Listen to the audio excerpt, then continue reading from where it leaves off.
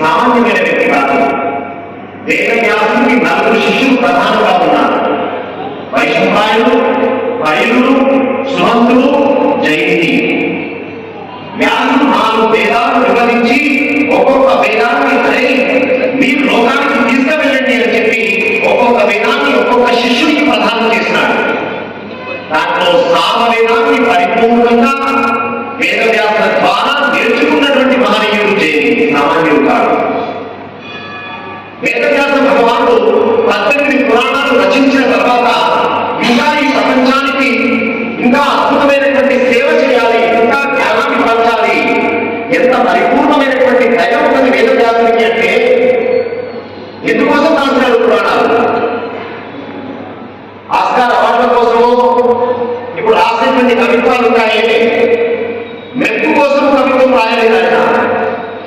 ప్రపంచ జనులను మోక్ష మార్గం వైపు మరణించడం కోసం తన దివ్యమైనటువంటి తపస్సులంతా మన కోసం ధారపోస్తున్నాడు. ఆ పురాణాలు రాస్తే ఆయన మోక్షం కాదు, ఆయన సాక్షాత్తు నారాయణుడే. ఎంత గొప్ప దయ! రాసేవాడు ఒక పురాణమో ఒక గ్రంథమో రాసి వదిలిపెట్టవచ్చు కదా. కాదు కాదు, ఈ ప్రపంచానికి నా దగ్గర ఉన్నటువంటి, నా దగ్గర కాదు, మన సనాతన ధర్మంలో వేదం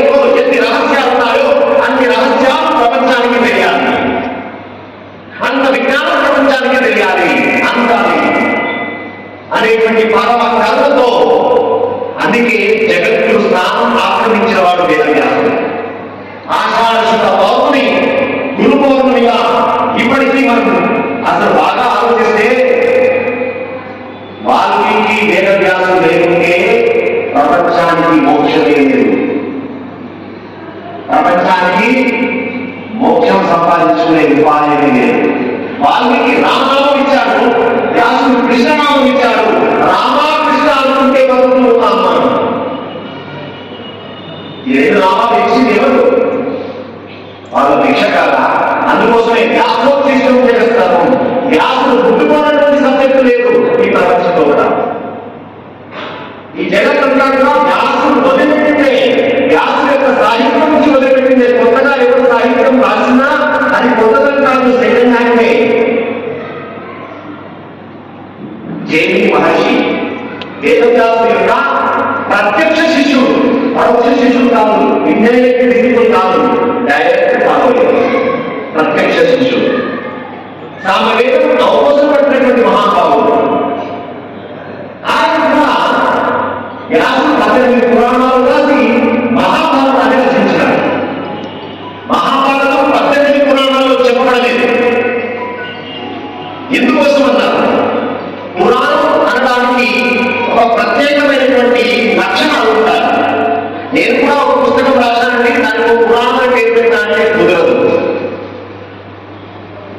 ఏ గ్రంథానికి పురాణం అని చెప్పాలి అంటే 5 లక్షణాలు కనుక ఆ గ్రంథంలో చెప్పబడితే దానికి మాత్రమే పురాణం అని చెప్పాలి. సర్గశ్చ ప్రతిసర్గశ్చ వంశో ధర్మంతరాన్ని పంచమాం జీవితం చేయ పురాణం పంచలక్షణం. ఈ 5 లక్షణాలు ఉంటే తప్ప దానికి పురాణం చెప్పడానికి లేదు. సర్గ అంటే సృష్టి, ప్రతిసర్గ ప్రళయం.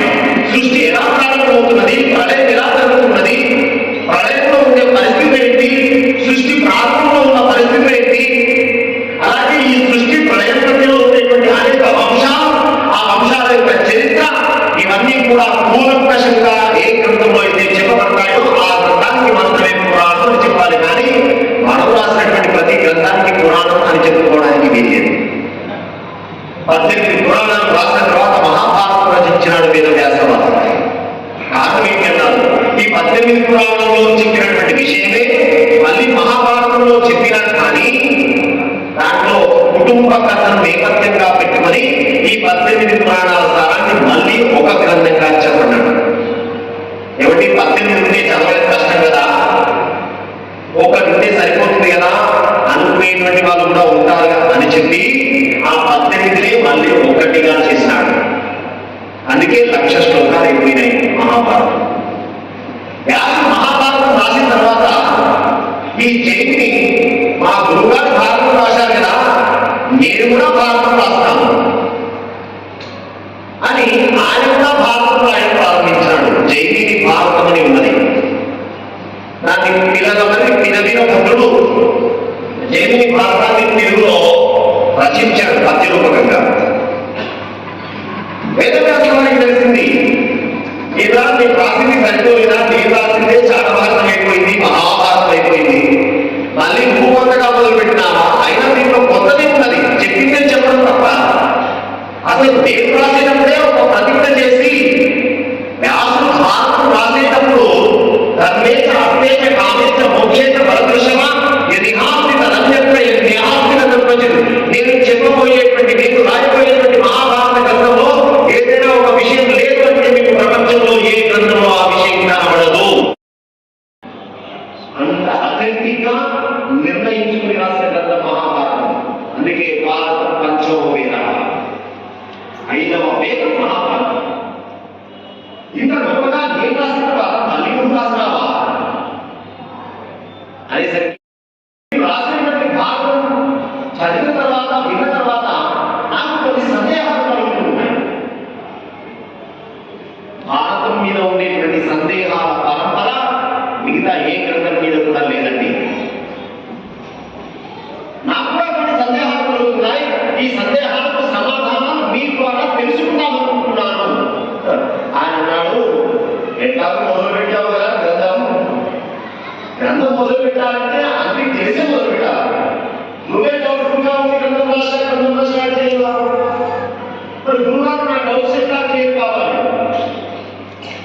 మార్కండేయ మహర్షి దగ్గరికి వెళ్ళు.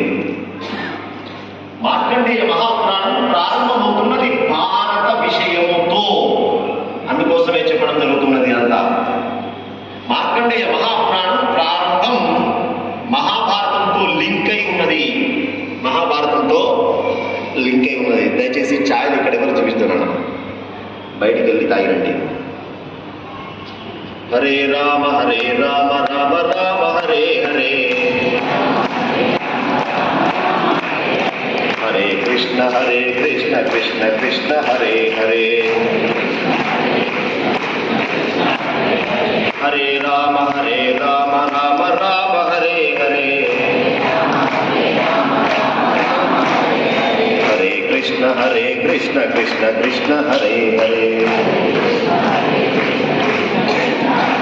గోపాలకృష్ణ భగవానికి నా సందేహాలకు సమాధానం ఎట్లా అన్నాడు. మార్కండేయ మహర్షి దగ్గరికి వెళ్ళు, ఆయన నీ సందేహాలకు సమాధానాలు చెప్తాడు. ఆయన చెప్పకుండా నీ సందేహాలు తీర్చే ఉపాయమైనా చెప్తాడు పో అన్నాడు. అనగా తపస్సు స్వాధ్యాయము ధ్యానము అయినటువంటి మార్కండేయ మహర్షి దగ్గరికి దేవి మహర్షి వచ్చి నమస్కారం చేసి వినయపూర్వకంగా ప్రశ్న అడుగుతున్నాడు. అయ్యా మహాభావ,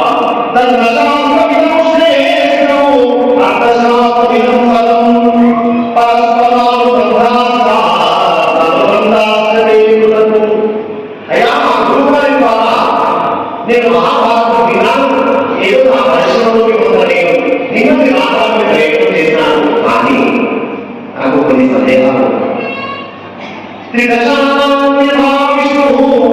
దేవతలో విష్ణువే కాదు, మానవులో దేవుడు ఎలాగో అలాగే అన్ని గ్రంథాలలో భారతం గొప్పదంటారు కదా, ఐదవ వేదం అంటారు కదా, ఆ భారతంలో కొన్ని సందేహాలు మీ ద్వారా సమాధానం తెలుసుకోవడానికి నేను వచ్చాను. అయ్యా నా సందేహాలు ఏమిటి అంటే 4 సందేహాలు. ఓ 4 ప్రశ్నలు అడుగుతామని వచ్చానయ్యా. సభలో చెప్పారు, అయ్యా పురాణం తర్వాత మీరేమో 3 ప్రశ్నలు అడగండి, నేను దేవుడికే 3 ప్రశ్నలు అడిగినా సమాధానం చూపించండి. తప్పకుండా దేవి మహర్షికి సందేహాలు వచ్చాయి. ఏమిటైనా సందేహం ఉంటారు.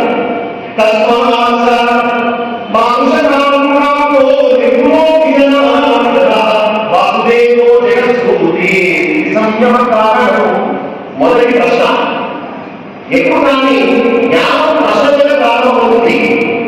ఇది మస్తు వెలుగుతున్న క్వశ్చన్. పిల్లలు కూడా ప్రశ్న అడుగుతుంటారు. సావధానంగా చెప్పే ప్రయత్నం చేయాలి. నీకేం తెలుసా, ఇది ప్రశ్న అడిగేది కాదు, నీ వయసు ప్రశ్న కాదు, వయసు ప్రశ్న కాకపోవచ్చు, కానీ వాటి ప్రశ్న అడిగే విధానంగా లేకండి. జ్ఞానం ప్రశ్నతోనే ప్రారంభమవుతుంది.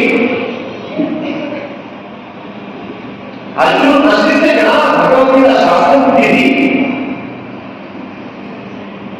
అయ్యా మొదటి ప్రశ్న, భగవంతుడు నిర్గుణం అంటారు, గుణం లేదంటారు, రూపం లేదంటారు, కానీ ఇన్ని అవతారాలు వచ్చాయి.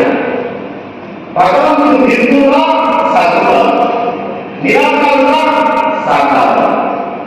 ఇది నా మొదటి ప్రశ్న. ఇక రెండవ ప్రశ్న, భారత ప్రశ్న అన్నారు. భారత ప్రశ్న ఎందుకు భగవంతుడు ఇలా కృష్ణుడిగా వచ్చింది, కానీ నిరాకారంగా నిర్గుణంగా మరి కృష్ణ అవతారాలు కొంచెం క్లారిఫికేషన్ కావాలి. ఇది మొదటి ప్రశ్న. రెండవది,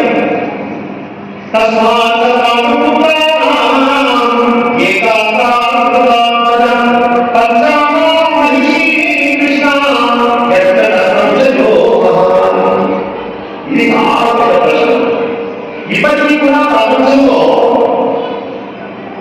మన దేశంలో ఎదుర్కొన్నటువంటి ప్రశ్న భారతంపై. 5 వివాహం చేసుకున్నది ద్రౌపది, పంచభద్రుగా పాంచాలి.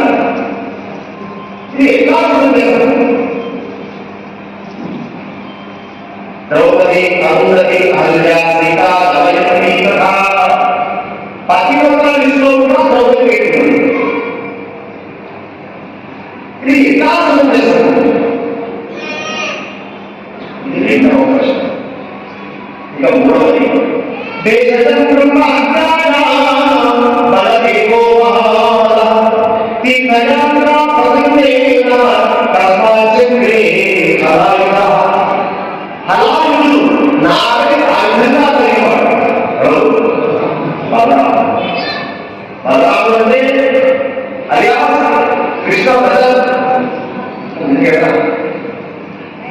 సంఘర్షణ స్వరూపం ఆదిశిష్యుడు అంశ. ఒకప్పుడు ఆదిశిష్యుడు అంశ లక్ష్మణుడిగా వచ్చింది.